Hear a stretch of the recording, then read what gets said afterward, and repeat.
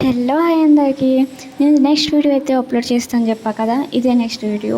First వీడియోలో అయితే నా ఎక్స్ రూమ్ వాళ్ళు అయితే సెలబ్రేట్ చేశారు. ఈ కేక్ వచ్చేసి నా బెస్ట్ ఫ్రెండ్ అయితే కట్ చేయించింది. అయితే చాలా వర్షం అయితే వచ్చింది. ఇక్కడ కరెంట్ అయితే పోయింది.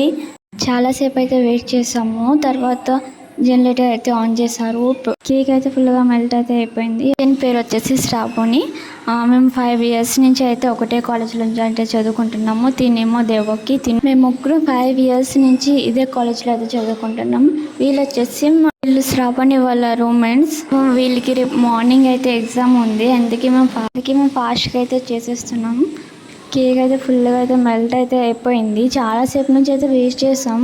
కరెంట్ గురించి రాలేదు.